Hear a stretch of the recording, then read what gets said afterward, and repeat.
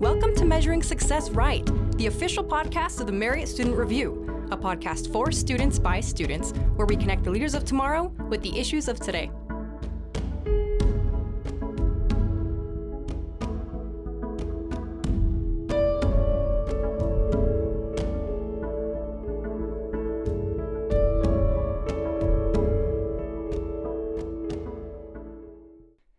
Hello everyone, and welcome back to this week's episode of Measuring Success Right. I'm your host, Tim Kelleher. Today's guest is Katie Krumperman from the Ballard Brief. Katie is currently studying public relations with a minor in global and community impact. She enjoys looking at social media and analytics and how to improve relations between a brand and their audience. She currently works for one of the colleges on campus doing external relations. She was born and raised in Redmond, Washington, and is an avid Seattle sports fan and loves the beauty of the Pacific Northwest. When not busy with school, Katie enjoys karaoke, watching New Girl, and being outside with her friends and family. Katie, thank you for being with us here today. Yeah, I'm happy to be here. So, as an intro, can you give us a little bit of background at where you're currently working and doing? Yeah, so I currently work for the College of Finance and Communications, one of the colleges here at BYU. And I am an assistant public relations coordinator. So I help with external relations. And yeah, it's super awesome. It's definitely a fun thing to do, just working on my computer and running campaigns. So it's super awesome. So now getting into a bit of your Ballard Brief, how did you find out about the Ballard Briefs to start out? Yeah, so it was right after I got home from my mission, I took the Do Good Better class, which is a super awesome class. And in that class, we write issue briefs, which basically are mini Ballard briefs. And then one day, Robin from the Ballard Center, she came and did this huge, everyone should write a Ballard brief. And I don't know, something about it just really was super exciting for me. And I thought it'd be super fun to just talk about my topic even more and just get into it because it's something I'm really passionate about. Yes, our audience has heard from quite a few Ballard Brief members, but can you explain to those who haven't heard what the Ballard Brief is? Yeah, so the Ballard Brief is a place where students are able to write about topics that they're passionate about and just the issues surrounding just different global topics and express just different contributing factors and consequences and outcomes that happen because of the topics. And going off that, can you give us a brief intro into what your topic actually is? Yeah, so my topic, I read about period poverty in the United States, which period poverty is the lack of education and access to menstrual products, and it also has to do with the stigma surrounding menstruation. Why is this topic personally important to you? Yeah, so that's a good question. When I was about 12 years old, I had an activity with my friends where we made little reusable pads for this nonprofit organization, Days for Girls. And I thought it was super cool, and I felt really good about myself after I did this little service. And so I just started doing that in my teenage years and everything. And then when I was serving a mission for my church, I came in contact with a lot of people and just hearing their stories of how they couldn't afford products and just the struggles, as we talked about, just the struggles they went through with their life. It was just really eye-opening to see that the struggles of not having menstrual products wasn't just something that happened somewhere else around the world, but it happened here in the United States and especially here in Utah where I served my mission. So when did you publish your Ballard Brief? It was published in February of 2023, so just a few weeks ago. Just brand new on the website. Yep. And how long did it take you from start to finish to get done with the project? I started it winter semester of 2022. So I started in January of 2022, and I spent the whole year writing it. And then I finished it at the end of December of 2022. So I spent all of last year writing it. So nearly a full year. Yeah. And what was the research process behind it? I am going to be completely honest, and it was kind of frustrating at some points. Period poverty is a topic that is doesn't really have a lot of research. Doesn't have like 20 plus years of research. It's really a new topic that's being talked about, even though it's something that hasn't started a few years ago. It's a thing that's been here for a while. So it was kind of hard finding research, but really worth it because just like helping people get to know about this topic. So it was difficult at some points, but I had an amazing editor, Alyssa, who helped a lot. So it was a struggle, but so worth it. So it's okay. And getting into a bit of your topic, period poverty, what is the precise meaning of period poverty? What does it all entail?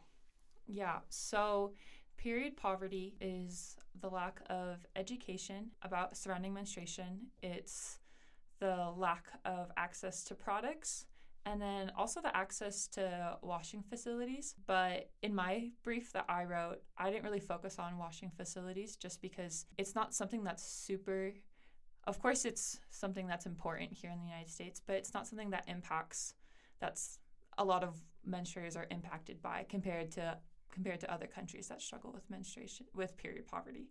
But then it also has to do with the stigma, especially here in the United States. That's a big issue with the stigma of menstruation and just women's health in general. So we've talked specifically about period poverty in the United States, but who in particular is affected by the issue?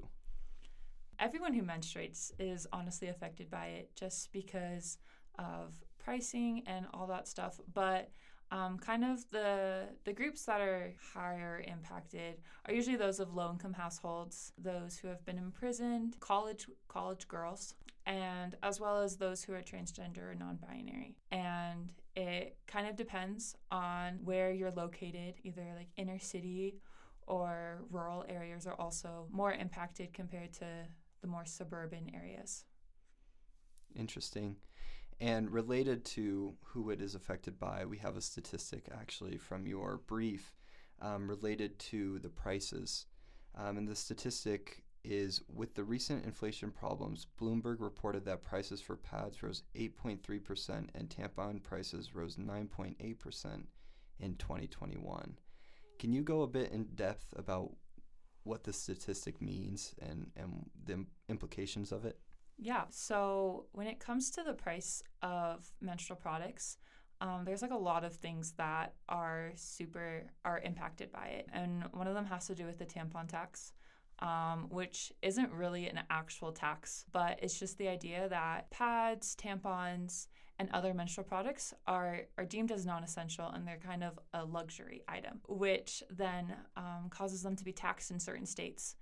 And so that already impacts the price of tampons and pads and all that stuff. And so with inflation and everything, that has not only, it's increased all of the prices in general. And so it's hard for women to be able to afford them because like there's a statistic that I have in my brief. It basically talks about how over 40 years of like the average person who menstruates, that they'll spend $13.25 a month and over $6,000.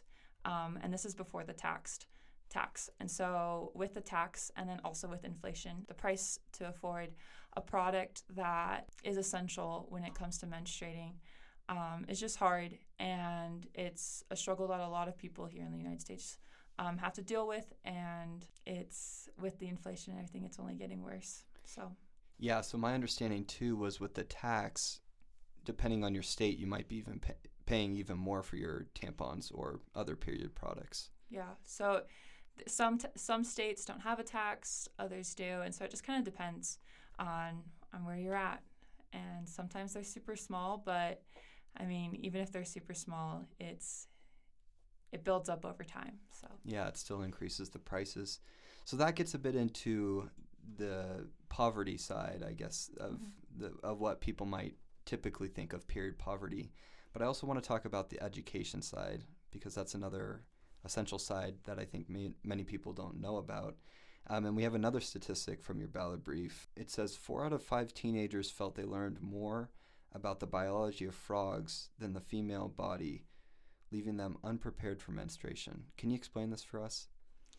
Well, when it comes to this statistic, it is talking a lot about the education that girls get surrounding menstruation, surrounding their periods. And I talk a little bit more about it in my brief, but not a lot of states have super intense curriculum surrounding menstruation.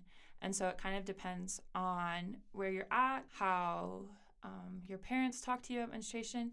But a lot of times it isn't enough, and it leaves girls kind of confused and not prepared enough. One thing I am a strong believer is you can never be too prepared. And so the more it's talked about, the more prepared you are. And so this kind of just talks about how there are other things such as the biology of frogs and just other topics in schools that are talked about more than a bodily function that happens in the lives of the students at the schools.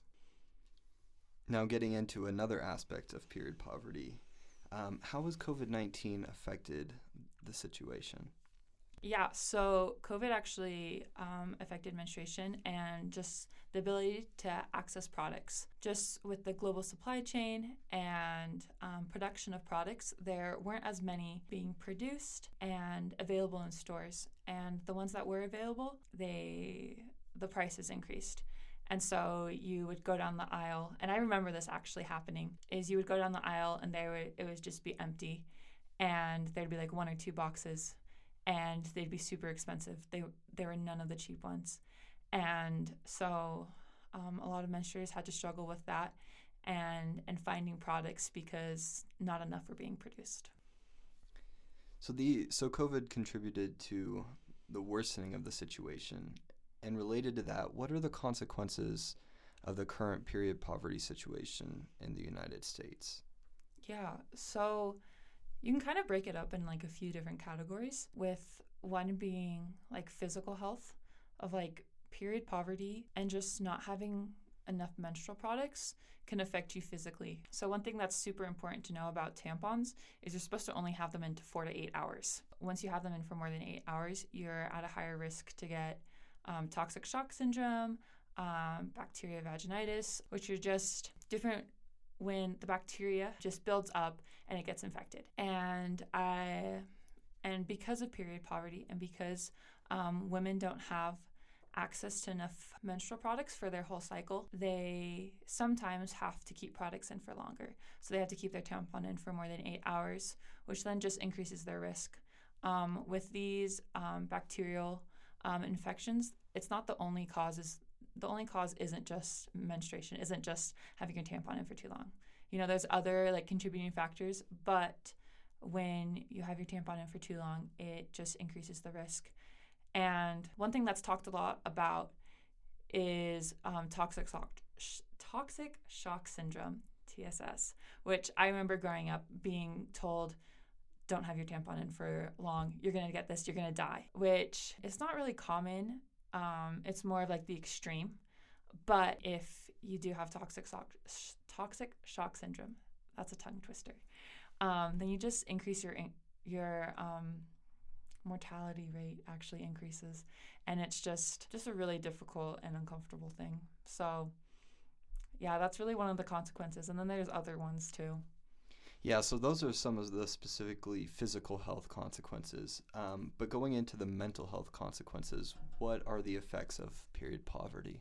So, especially in college age girls, one of the biggest effects of period poverty is their mental health and just the anxiety and worry that comes from being able to afford products. Periods are something that happen once a month or every few weeks to most girls, to most women.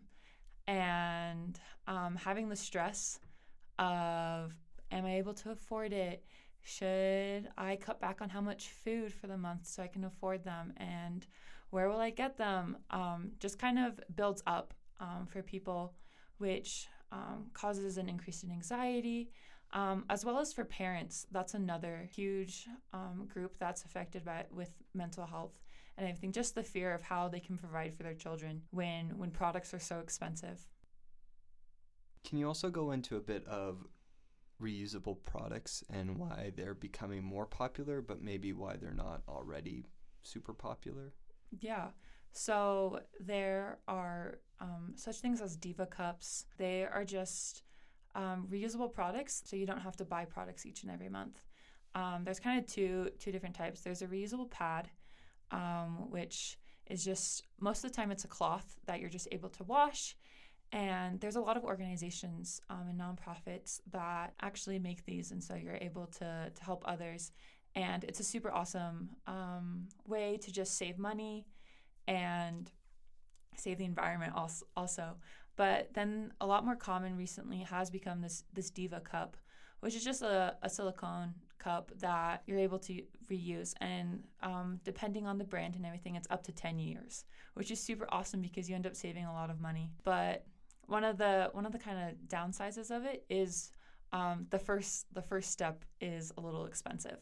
And so it's a super awesome resource, and it's newer, and it has the potential to change period poverty and change the way people menstruate. But you kind of have to take that first step of paying like $30-$40, which for some of the groups that struggle with period poverty, they just can't afford. And so it has great potential, but it just needs to become a little bit more affordable, which it's slowly happening. So it's super awesome. So is it fair to say that it is becoming a more appealing option? Are they becoming more popular? Yeah, definitely, because not only do you save money on menstrual products, it's also environmentally friendly, and it doesn't take as much space, and it's super easy.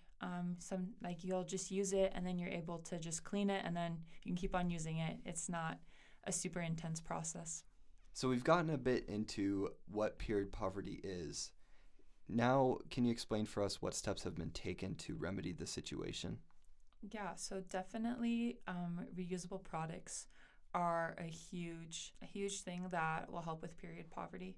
But also legislation has been a huge piece in period poverty. While not on the federal level, but definitely like state legislation. One thing that's super awesome is in the state of Utah, they are a huge push to end period poverty. There's an organization called the Policy Project that are working super hard and super diligently to end period poverty. And it was just last week where legislation was passed that every government building has to have period products. And they've had other legislation passed within the past year of having free products in every public K through 12 school, as well as in higher education schools, so in colleges, which is super awesome because it allows those who need products the ability to have them for free instead of trying to decide how much money can I spend this month on products. Is there any current talk of legislation federally to address the issue? Yeah, so in May of 2021, there was a federal bill called the Menstrual Equity for All Act, which was introduced in the House, which this bill is just wanting to increase access and affordability for menstrual products for those who don't have proper access. And while it's still in the works, but it's a good hope that things are changing, and that those who don't have, who struggle to afford them or who struggle to access them will be able to get help in order to. Is there anything else you feel needs to be done to improve the issue? I honestly think just awareness. I think that's a huge thing, is just there's a lot of stigma when it comes to menstruation, which I talk about in my brief, of just that menstruation shouldn't be talked about, that, that women are supposed to be clean and pure and all this stuff, that it's a secret, like you should hide your tampon, you should not talk about the struggles at all.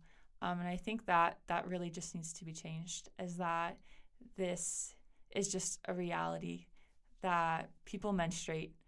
Like there's sayings people say is like people menstruate, period. Like it's just it's the reality, and being able to be more comfortable talking about it and helping the younger generations be educated about it, so they don't feel as afraid when they have questions and that stuff, and they don't have to hide that.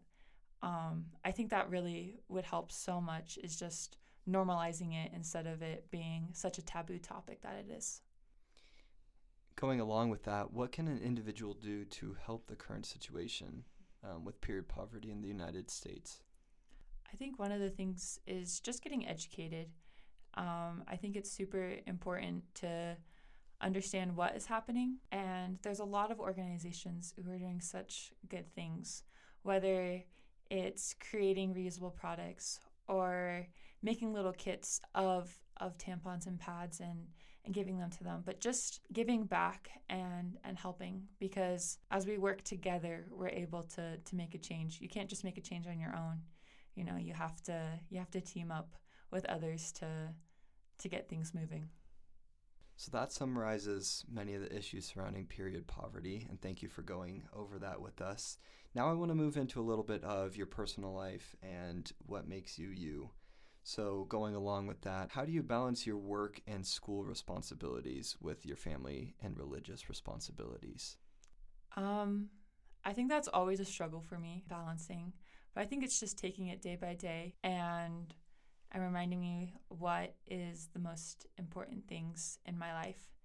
And reminding myself that my family and my religious beliefs are the core of who I am, and the other things of work and school. And while it's a close second, but it is second, and that the relationships I have with my friends and my family, the relationships I have at church and all that stuff is the most important thing for me. And just reminding myself that on the days where all I want to do is school and just research and just like hyper focus on that.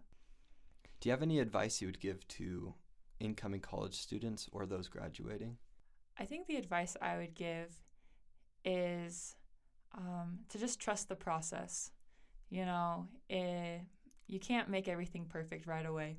Sometimes you wish you could, and it's just easy and done. But just you have to take it day by day, I think, and remembering to breathe, and just remembering that you have people with you who are supporting you, and that you're not alone in things. Because I feel like once you start something new, you feel awfully lonely, but there are people around you who are cheering you on and supporting you and want the best for you. And finally, how do you measure success in your life? I think it depends on the season I'm at in my life. It depends on where I'm at. And I think currently I measure success on the daily, because I think if I tried to measure my success of like multiple weeks, multiple months, multiple years, I would get very overwhelmed. But it's the little things, I think, of just the small successes that then can turn into big successes. Just the small and simple things that we do in our lives that might seem tedious at times, they can help create those big successes in your life. Well, Katie, thank you for being with us here today and going over your Ballard Brief. Yeah, it was great. And thank you all for listening to this week's episode. Please check out our other episodes, and we'll see you next week.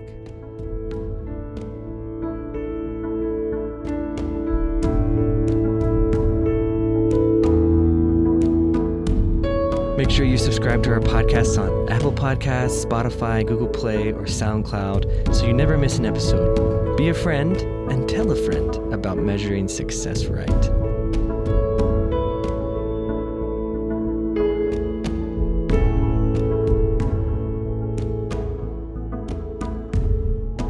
This podcast is a project of the Marriott Student Review at Brigham Young University. You can find us on Instagram, Twitter, and Facebook at Marriott Student Review or online at marriottstudentreview.org.